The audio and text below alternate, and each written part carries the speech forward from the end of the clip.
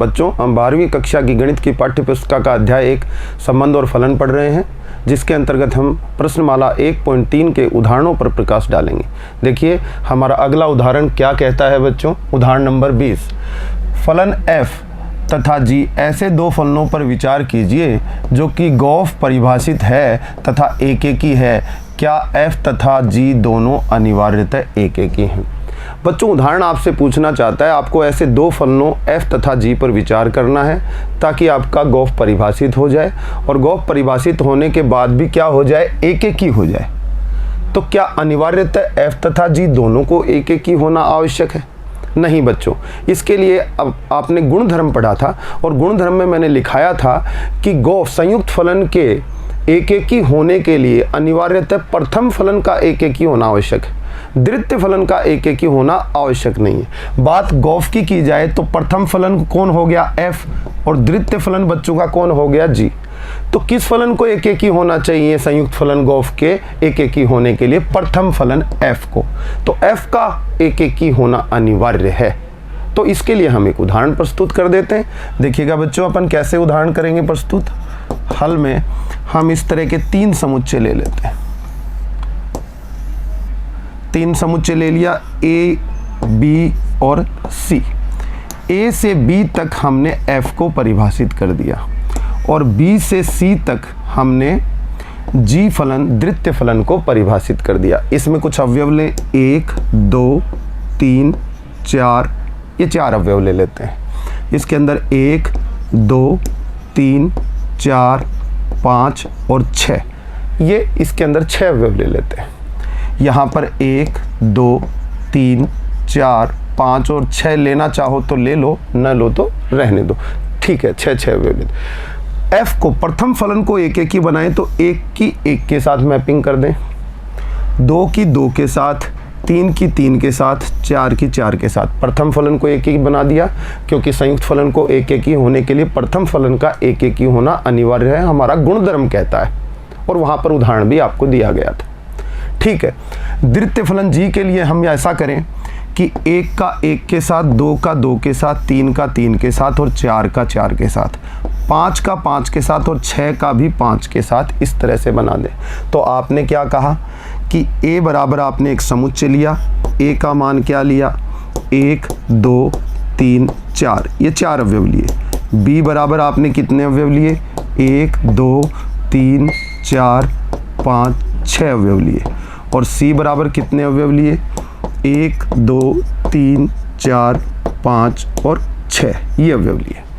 आपने f को a से b में परिभाषित किया, जहां f बराबर क्या प्राप्त किया, 1 का प्रतिबिंब 1, 1,1, 2 का प्रतिबिंब 2, तो 2,2 क्रमित युग्म आ गया, 3 का प्रतिबिंब 3, तो 3,3 प्रतिबिंब आ गया, 3 का 3 प्रतिबिंब बन गया बच्चों।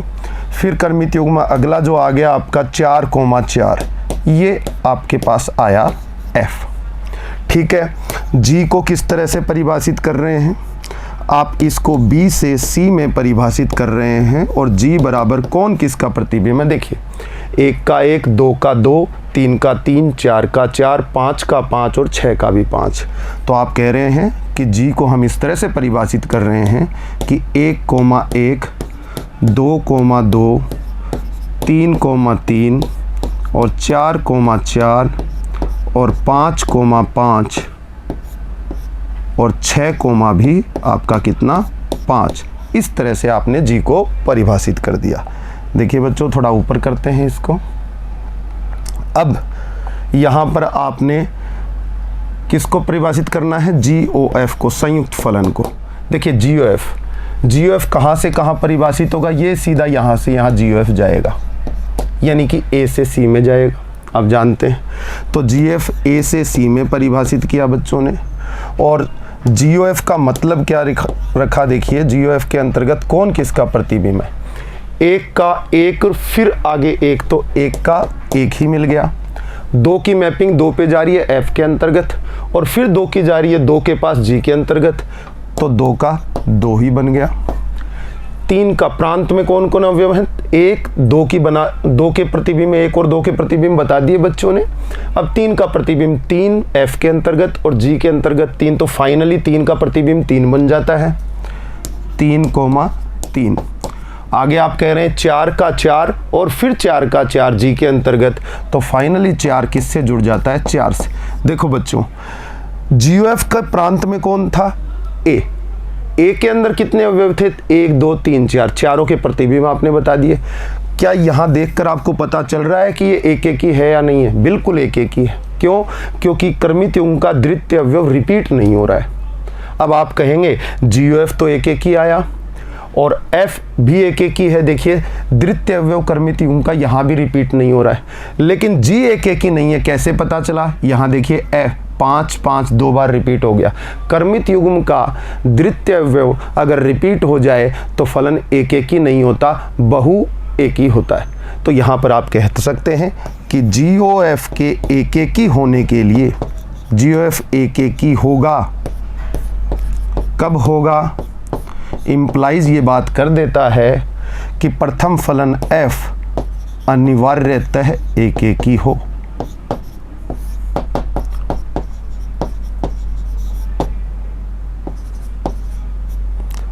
तो GOF तब एक ही होगा, इसके लिए F का अनिवार्यतः एक ही होना बिल्कुल आवश्यक है बच्चों। यही आपको सिद्ध करना था, यह आपका गुणधर्म था जो आपसे इस क्वेश्चन में सिद्ध कराना चाहता था। अगला उदाहरण देखेंगे बच्चों, क्या कहता है? देखिए, अगला उदाहरण कहता है यदि GOF आच्छादक है तो क्या F तथा G दोनों का अनिवार्यतः आच्छादक होंगे? दोनों। वही बात यहाँ पर आच्छादक के लिए बात हो गई। गुणधर्म याद कीजिए, गुणधर्म था कि संयुक्त फलन आच्छादक होगा यदि द्वितीय फलन आच्छादक हो। यानी कि GOF का द्वितीय फलन कौन बना? ये फर्स्ट आपका, ये सेकंड। G का आच्छादक होना अनिवार्य है। ये चीज़ हमें उदाहरण देके शो करनी है, तो उसी तरह से हम कर देंगे। इसको भी देखिएगा हल में। 3 समुच्चय लेते हैं, 1, 2 और 3। ये A, ये B, ये C। इसमें 1, 2, 3, 4 अवयव। इसमें आप 1, 2, 3, 4 वही अवयव ले लीजिए और यहाँ पर 1, 2, 3 ले लीजिए, क्योंकि हमें इसे आच्छादक बनाना है G को। ठीक है, यहाँ दे दीजिए F, यहाँ परिभाषित कर दीजिए G। तो F A से B में और G B से C में परिभाषित आपने कर दिया। मैपिंग किस तरह से करें? देखिए, 1 की मैपिंग 1 के पास, यानी 1 का प्रतिबिंब 1, 2 का प्रतिबिंब 2, 3 का प्रतिबिंब 3 और 4 का प्रतिबिंब भी 3। देखिए, मैंने F के सह प्रांत B में एक अवयव छोड़ दिया। अगर F के सह प्रांत में एक अवयव बचा हुआ है तो 4 का पूर्व प्रतिबिंब F के अंतर्गत विद्यमान नहीं है, फलन आच्छादक नहीं है F। लेकिन मैं G को आच्छादक बना दूंगा। कैसे? देखिए, 1 का 1 के साथ, 2 का 2 के साथ, 3 का 3 के साथ और 4 का भी 3 के साथ। आप देख रहे हैं बच्चों, B जो है G का प्रांत है, C जो है G का सह प्रांत है। सह प्रांत में कोई अवयव ऐसा शेष नहीं है जिसका पूर्व प्रतिबिंब विद्यमान न हो, तो G यहाँ पर क्या है? आपका आच्छादक है। बात करनी है हमें A से C में परिभाषित होने वाले GOF की। GOF कैसा होगा? यहीं से दिखाते हैं आपको। देखिए, 1 का पूर्व प्रतिबिंब A में क्या है? 1 GOF के अंतर्गत, यानी कि यहाँ से पीछे कहाँ गया? 1 पर गया पूर्व प्रतिबिंब। तो 1 का पूर्व प्रतिबिंब 1, 2 का पूर्व प्रतिबिंब यहाँ होता होता A में कौन मिल गया? 2, 3 का पूर्व प्रतिबिंब 3 और 3 के पीछे में 2 मिल गए आपको, 3 और 4, यानी कि 1, 2, 3 जो GOF का सह प्रांत बनेगा उसके सभी अवयवों के पूर्व प्रतिबिंब विद्यमान है। तो GOF क्या हो गया बच्चों का? आच्छादक हो गया बच्चों।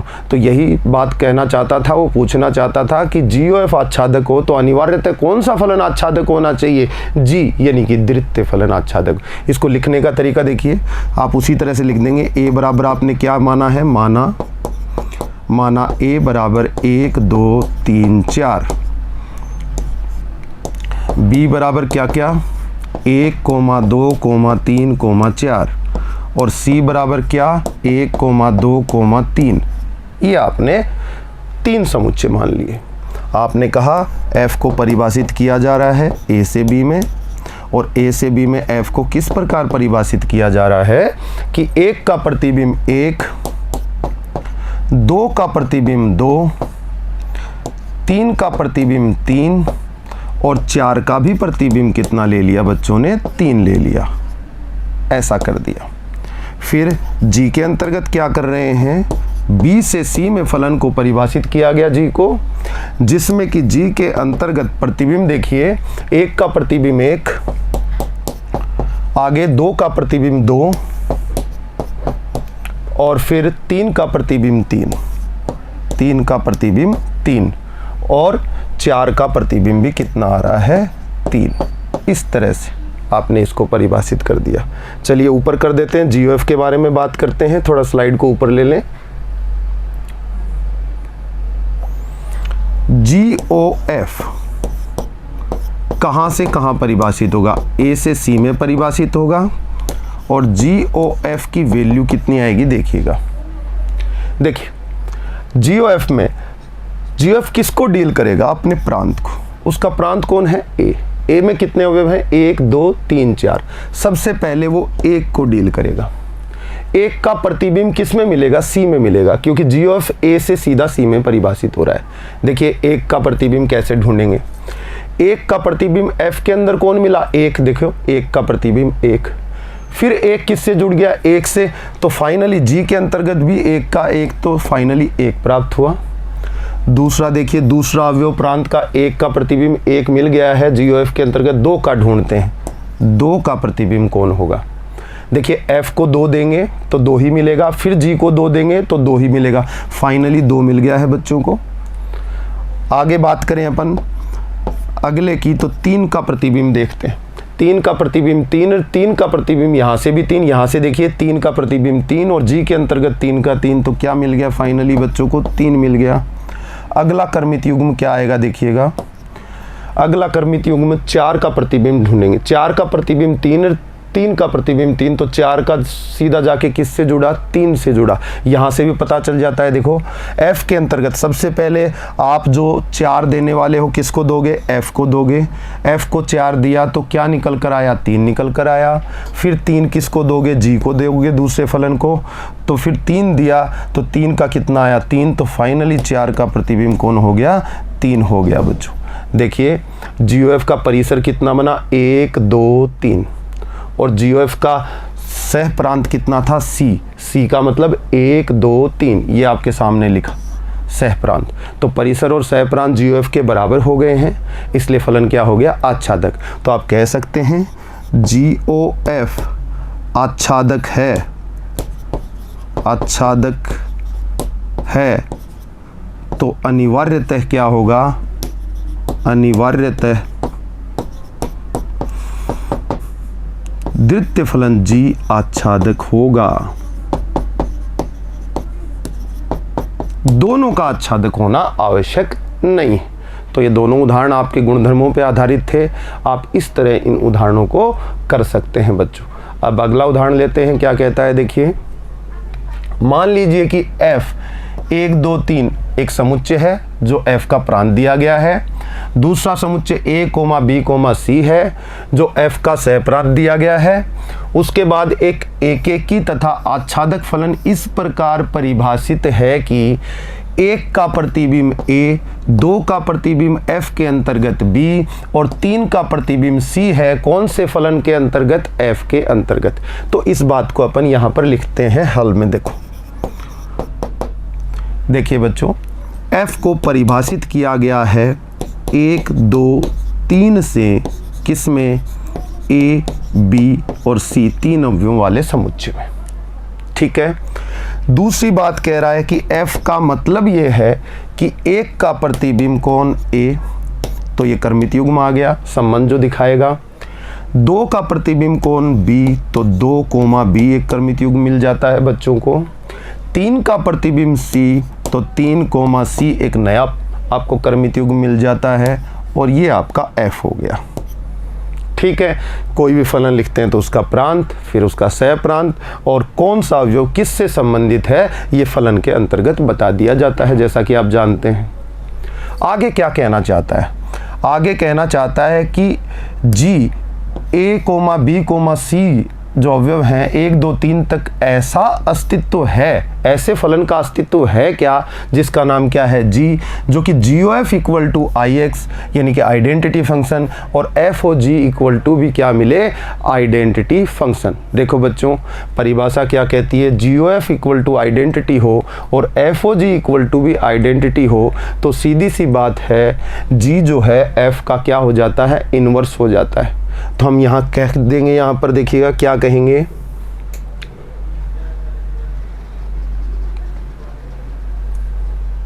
हम यहाँ पे क्या कहेंगे, प्रश्नानुसार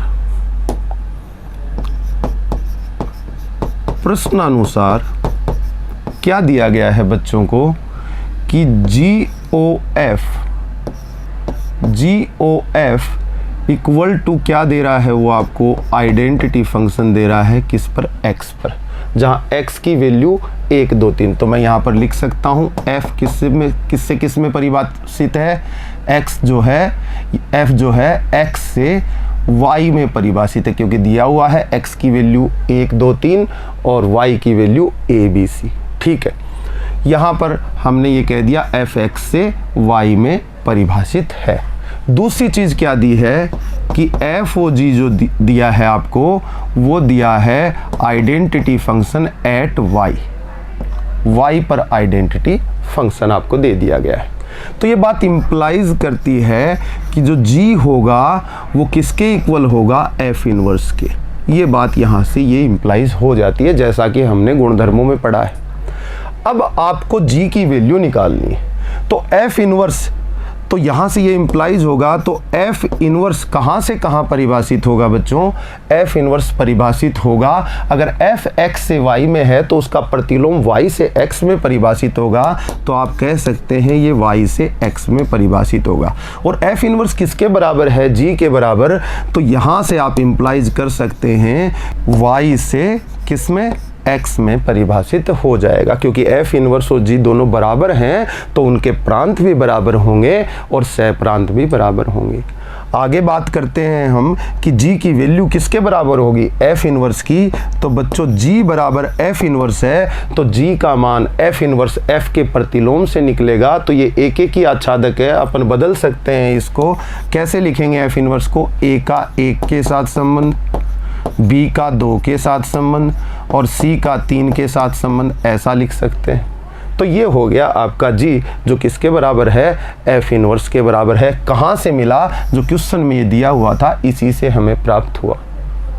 ठीक है, ये हो गया। ये बात इम्प्लाइज करती है बच्चों अगर G बराबर A,1 B,2 और C,3 है तो G के अंतर्गत G को जब A देते हो तो 1 प्राप्त होता है और G को जब B देते हो तो 2 प्राप्त होता है और G को जब C देते हो तो 3 प्राप्त होता है।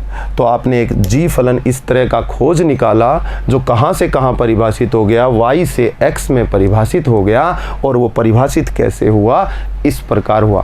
क्वेश्चन आपसे यही पूछना चाहता था, आपने आंसर दे दिया, G निकाल दिया और G कैसे परिभाषित होता है ये बता दिया। G किसका प्रतिलोम होगा, तो आप कहेंगे कि G F का प्रतिलोम फलन होगा कौन, आपका G। ये आपका स्टेटमेंट आ गया। ठीक है बच्चों, अब अगला उदाहरण देखते हैं क्या कहता है। मान लीजिए कि कोई फलन f है जो n से y में परिभाषित है। इसका प्रांत क्या हो गया, n ये प्रांत है आपका और ये क्या हो गया, सह प्रांत। अगला जो समुच्चय होता है वो सह प्रांत कहलाता है। अब आपका y है क्या, ये एक्सप्लेन किया हुआ है। तो हम हल में सबसे पहले y की बात कर लें कि y क्या है। y इक्वल टू दिया गया है कि एक तो y बिलोंग करेगा किससे, नेचुरल नंबर से। दूसरा ये दिया हुआ सच दैट इस प्रकार का नेचुरल नंबर होगा, इस प्रकार की प्राकृत संख्या होगी कि y बराबर आपका 4x + 3 हो। तो बच्चों y के मान देखिए क्या क्या होंगे, निकालते हैं। x क्या है, x प्रांत का बिंदु होता है और y कहाँ है, यहाँ है। ठीक है, सह प्रांत में। तो जरा देखिएगा, x बराबर नेचुरल नंबर सभी प्राकृत संख्याएं x होंगी, तो x बराबर 1 भी होगा, 2 भी होगा, 3 भी होगा, 4 भी होगा, अनंत तक जाएगा। तो बच्चों x बराबर 1 हो तो y का मान देखो, यहाँ से x का मान 1 रखा तो 4 + 3 कितना बना 7, तो देखिए 7 हो गया। x बराबर 2 रखोगे तो 4 दूनी 8 और 3 11 आ जाएगा। फिर x बराबर 3 रखोगे तो 4 तिया 12 और 12 और 3 कितना हो जाएगा 15 हो जाएगा। फिर x बराबर आपने 4 रखा तो 16, 16 और 3 कितना हो जाएगा 19। इस तरह की संख्याएं y में होंगी। बच्चों ये y जो है आपका y समुच्चय है, ये वास्तव में क्या है, ये फलन f का परिसर है। क्यों? फलन का नियम ये दिया हुआ है, y बराबर fx होता है। जब x का मान रखते हो तो ये मान प्राप्त होंगे, तो ये मान किसके प्राप्त हो रहे हैं? परिसर के। तो हम कह सकते हैं अतः स्पष्टतया y फलन f का परिसर है, जो कि f के सह प्रांत y के बराबर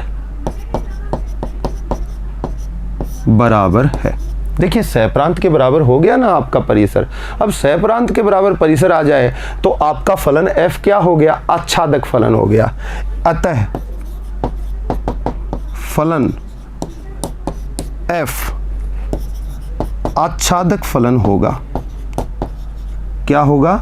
आच्छादक फलन होगा। ये स्टेटमेंट आपका आ जाता है कि ये आच्छादक फलन होगा।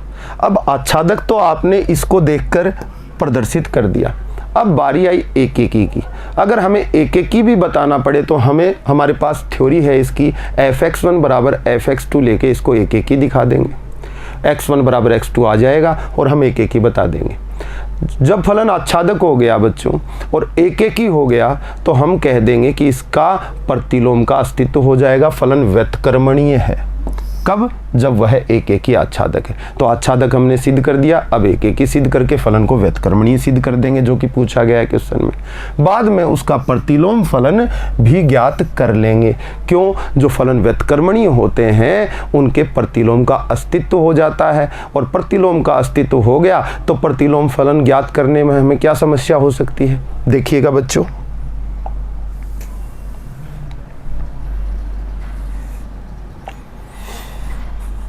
एक एकी के लिए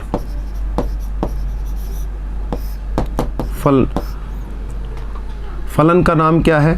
fx इक्वल टू आपका 4x + 3, और फलन f किससे किस में परिभाषित है? नेचुरल नंबर से y में परिभाषित है, जो कि सह प्रांत और परिसर यहाँ पर y ही है।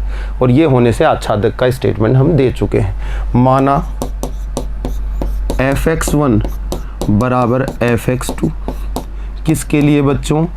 जहाँ पर हम कहेंगे, जहाँ x1, x2 belongs to natural number, प्रांत के कोई दो अवयव हैं उनके प्रतिबिंब समान है, ऐसा हम कहते हैं।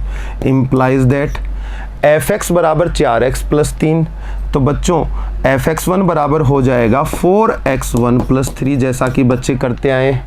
fx2 की वैल्यू हो जाएगी 4x2 + 3, x की जगह x2 चला गया, कंपेयर करके ये वैल्यूज़ निकाल लेते हैं। 3 से 3 कैंसिल आउट हो जाएगा और 4x1 बराबर 4x2 बचेगा आपका। आगे क्या होगा? 4 से 4 हटा के x1 = x2 लिख देंगे। और अगर ऐसा आप ये लेकर चले थे और x1 बराबर x2 मिल गया आपको, तो आप क्या देंगे कि f क्या है? एक एकी है। तो आपने पहले आच्छादक सिद्ध कर दिया फलन को, अब एक एकी सिद्ध कर दिया, तो हो गया ना आपका क्वेश्चन। अब चूंकि f एक एकी तथा आच्छादक है,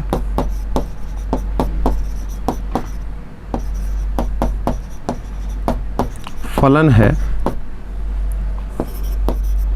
तो व्युत्क्रमणीय होगा। आपने सिद्ध कर दिया कि व्युत्क्रमणीय होगा। और तथा f के प्रतिलोम फलन f इनवर्स का अस्तित्व होगा, और अस्तित्व होगा तो हम उसे ज्ञात कर देंगे। कैसे ज्ञात करेंगे देखिएगा, इसको ऊपर कर देते हैं। माना fx इक्वल टू y बराबर क्या मान लिया, fx, implies that x equal to f inverse y हो जाता है। फलन दूसरे पक्ष में जाता है तो उस पे इनवर्स लग जाता है।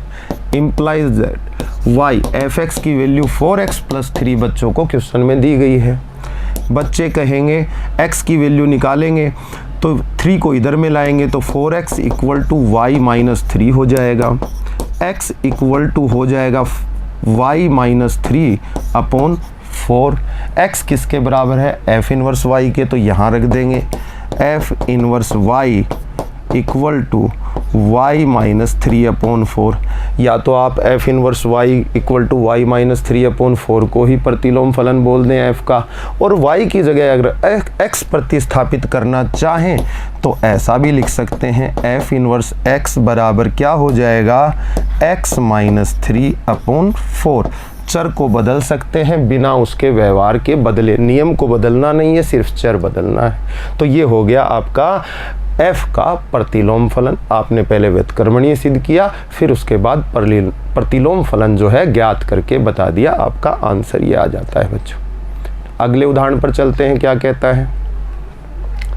मान लीजिए कि y बराबर n स्क्वायर और n belongs to natural number. पहले तो y के बारे में ही बात कर लेते हैं कि y क्या है, उसके बाद में क्वेश्चन पढ़ेंगे कि क्या कहना चाहता है। देखिए हल, y जो है इक्वल टू है n स्क्वायर के, सच दैट जहाँ n belongs to natural number है। तो बच्चों देखो, इसको अगर रोस्टर रूप में लिखें तो y क्या क्या होगा, n equal to natural number. n क्या है, नेचुरल नंबर, तो n हो सकता है 1 2 3 4 अनंत तक। n बराबर 1 तो y का पहला अवयव क्या बनेगा, 1 स्क्वायर 1 ही बन जाएगा। n इक्वल टू 2 तो क्या बन जाएगा, 2 स्क्वायर यानी कि 4, फिर आपका 3 रखोगे तो 9, फिर आपका 16 डैश डैश डैश, ये आपका क्या रहा, y रखा। अब दिया गया फलन कहाँ से कहाँ परिभाषित है, आपका n से y में। अब आपको फलन दिया गया है fn, और जो इक्वल टू वैल्यू है n स्क्वायर, और यहाँ फलन को परिभाषित किया गया है n से y में। किस में, n से y में। अब बताइए, जो प्रथम समुच्चय होता है वो क्या होता है, प्रांत आपका, और y द्वितीय समुच्चय है वो क्या है आपका, सह प्रांत। तो यहाँ पर सह प्रांत और फलन के सह प्रांत और परिसर बराबर हो जाते हैं, क्योंकि y का मतलब क्या है आपका n स्क्वायर, और फलन का नियम क्या है n स्क्वायर। जब आप n इक्वल टू 1 रखोगे तो 1 का संबंध 1 के साथ बनेगा, n इक्वल टू 2 रखोगे तो 2 का संबंध 4 के साथ बनेगा। तो आपका जो परिसर है वो सारा का सारा यहाँ पर रखा हुआ है। तो प्रश्नानुसार आप कह सकते हैं, प्रश्नानुसार f का सह प्रांत y जो दिया हुआ है बराबर है f का परिसर, और f का परिसर भी कितना दिया हुआ है इसने, y, क्योंकि n स्क्वायर के नियम से ही तो परिसर बनेगा। तो आपने कहा सह प्रांत परिसर के बराबर है। आप ये बात कहते हैं तो इम्प्लाइज कर देते हैं कि फलन f क्या है आपका, आच्छादक है। क्योंकि आच्छादक फलन की खास बात होती है कि उसका सह प्रांत और परिसर क्या होने चाहिए, बराबर होने चाहिए, जो कि क्वेश्चन ने आपको स्वतः ही दे दिया है। तो आपने कह दिया फलन क्या है, आच्छादक। अब फलन को एक एक ही सिद्ध करना है। जैसे ही फलन को एक एक ही सिद्ध कर देंगे, हम सिद्ध कर चुके होंगे कि f व्युत्क्रमणीय है, क्योंकि एक एक ही और आच्छादक होने के बाद फलन क्या हो जाता है, व्युत्क्रमणीय हो जाता है। और फलन व्युत्क्रमणीय हो जाएगा तो f के प्रतिलोम का भी अस्तित्व हो जाएगा। पिछले क्वेश्चन जैसा ही क्वेश्चन है। अब एक एक ही सिद्ध करना है तो उसके लिए बात करते हैं आगे किस तरह से करेंगे। देखिए एक एक के लिए माना Fn1 equal to Fn2। x1 x2 की जगह n1 n2 ले लो या x1 x2 भी ले सकते हैं, कोई फर्क नहीं पड़ता। हम कहेंगे जहां पर x1 n1 comma n2 belongs to natural number, यानी कि किसके अवयव है, प्रांत के। हम n1 और n2 के प्रतिबिंबों को बराबर लेकर चल रहे हैं। आगे हम इसे क्या कह देंगे, n1 square equal to n2 square implies that. बच्चों मैंने आपको एक स्टेटमेंट दिया था पहले जब हम एक एक की आच्छादक फलनों को सिद्ध करना सीख रहे थे कि जब दो धनात्मक संख्याओं के वर्ग बराबर हों तो वो धनात्मक संख्याएं भी बराबर हो जाती हैं, लेकिन दो वास्तविक संख्याओं के वर्ग बराबर हों तो उन संख्याओं का बराबर होना आवश्यक नहीं है। हमने एग्जाम्पल दिया था 2 और -2। जैसे 2 और -2 के वर्ग बराबर हों तो 4 ही होंगे, दोनों के वर्ग बराबर होंगे, लेकिन 2 और -2 बराबर नहीं होते। लेकिन बात जब धनात्मक की होगी तो -2 उपलब्धि नहीं होगा।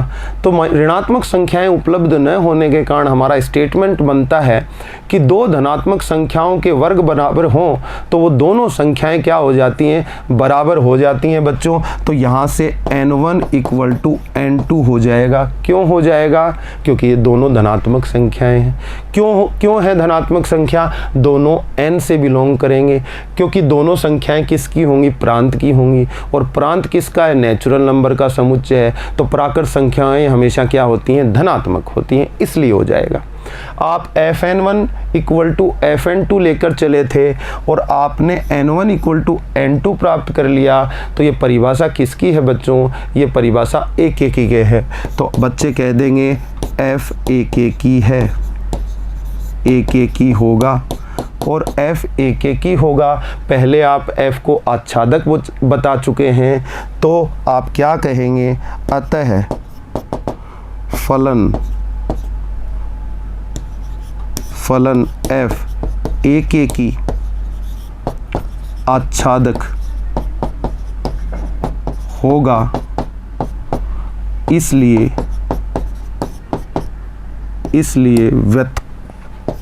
व्युत्क्रमणीय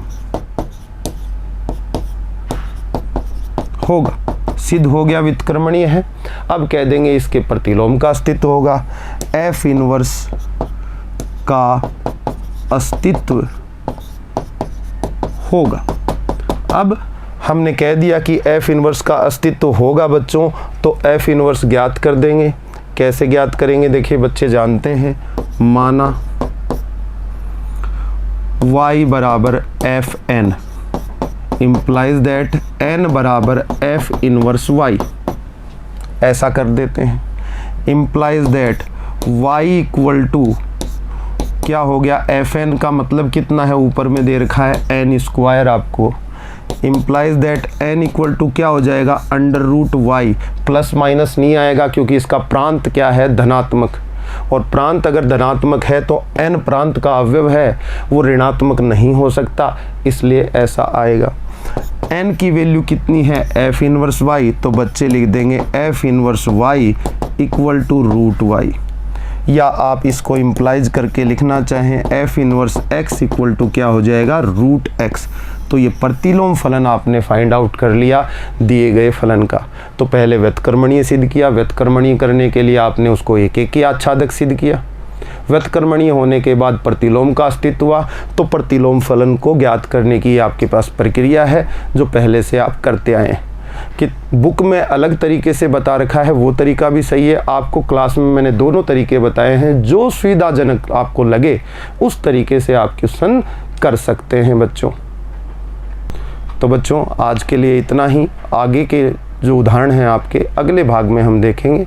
तब तक के लिए धन्यवाद।